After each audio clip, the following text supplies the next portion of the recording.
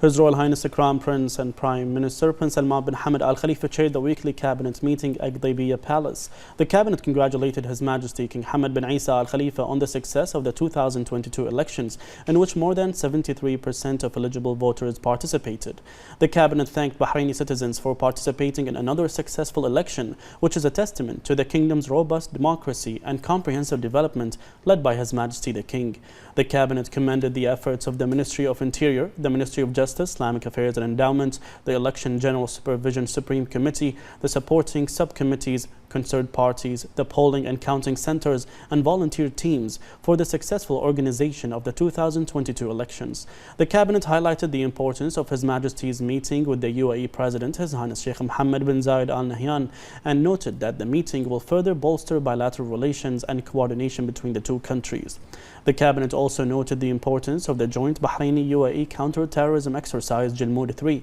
which was attended by His Majesty the King, the Supreme Commander of the Armed Forces, and the UAE President and Supreme Commander of the Armed Forces. The cabinet praised the efforts of the National Security Advisor, Royal Guard Commander, Major General His Highness Sheikh Nasser bin Hamad Al Khalifa in managing the exercise. The cabinet also congratulated His Majesty the King on the success of the Bahrain International Air Show 2022, held under the patronage of His Majesty the King, who appointed His Royal Highness the Crown Prince and Prime Minister to launch the event.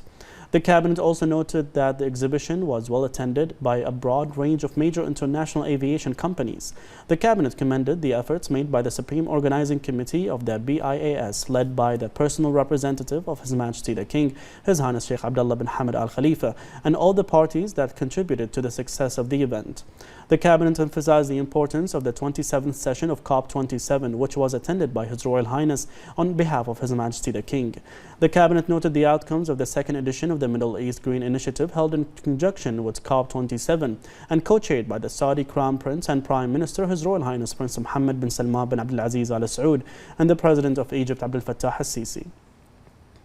The cabinet extended its hopes for continued and globally coordinated efforts in addressing climate change and achieving environmental security until its next inception of COP28, which will be hosted by the UAE. The cabinet then condemned the terrorist attack that took place in Taqsim, Turkey, and expressed sincere condolences to the victims, families, and wished the injured a speedy recovery. To mark the International Day of Peace, the cabinet affirmed the kingdom's commitment to consolidating the values of tolerance and mutual coexistence to support efforts that promote global peace and stability.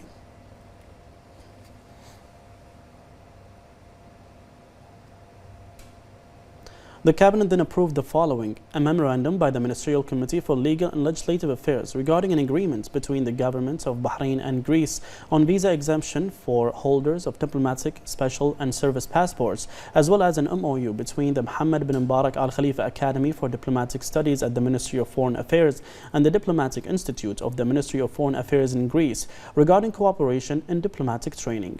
A memorandum by the Minister of Industry and Commerce regarding the launch of the Takamul program, which aims to encourage national companies to enhance their contribution to the national economy. A memorandum by the Ministerial Committee for Legal and Legislative Affairs regarding the government's response to a draft law submitted by the Council of Representatives. The cabinet then reviewed a memorandum by the Minister of Housing and Urban Planning on the new housing financing programs. The program received 1,914 requests, witnessing an increase in demand of the new housing finance programs compared to regular housing services provided. The cabinet then took note of the ministerial reports regarding the outcomes of the 39th GCC Interior Ministers meeting, the 31st ordinary session of the Arab League Council at the summit level, and Bahrain's human rights reports by the UN Human Rights Council's Universal Periodic Review, the visit of Bahrain's economic delegation headed by the Minister of Industry and Commerce to the State of Israel, the visit of the Minister of Industry and Commerce to the UK, the visit of the Minister of Youth and Sports Affairs to the State of Israel, and Bahrain's participation in the MISC Global Forum.